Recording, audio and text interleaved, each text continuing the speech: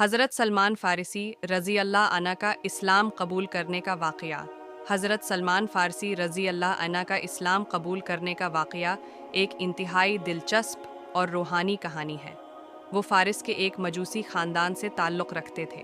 انہوں نے اپنی زندگی میں بہت سی مشکلات کا سامنا کیا، لیکن آخر کار حق کی تلاش میں اسلام قبول کر لیا۔ ابتدائی زندگی اور روحانی تلاش۔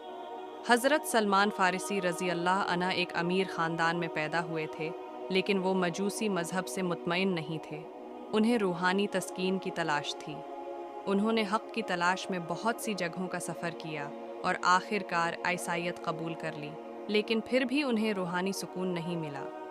اسلام کی تلاش۔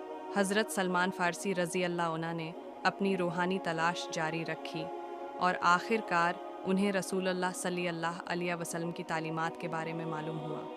انہوں نے نبی کریم صلی اللہ علیہ وسلم کے پیغام توحید، انصاف اور رحمت سے بہت متاثر ہوئے۔ آزمائشوں اور مشکلات کا سامنا۔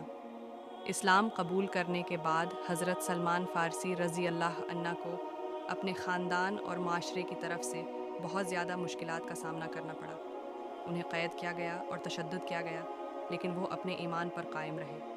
اسلام کی قبولیت۔ مشکلات کے باوجود حضرت سلمان فارسی رضی اللہ عنہ نے اسلام پر اپنا کامل یقین برقرار رکھا اور آخر کار اسلام قبول کر لیا۔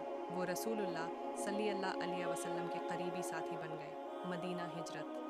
حضرت سلمان فارسی رضی اللہ عنہ مدینہ ہجرت کر گئے اور رسول اللہ صلی اللہ علیہ وسلم کے قریبی ساتھی بن گئے۔ انہوں نے ابتدائی اسلامی معاشرے میں اہم کردار ادا کیا۔ اللہ عنہ کی کہانی ایمان کی طاقت اور حق کی جیت کی ایک شاندار مثال ہے۔ انہوں نے مشکلات کے باوجود اسلام پر اپنا یقین برقرار رکھا اور اس طرح وہ تمام مسلمانوں کے لیے ایک عظیم نمونہ بن گئے۔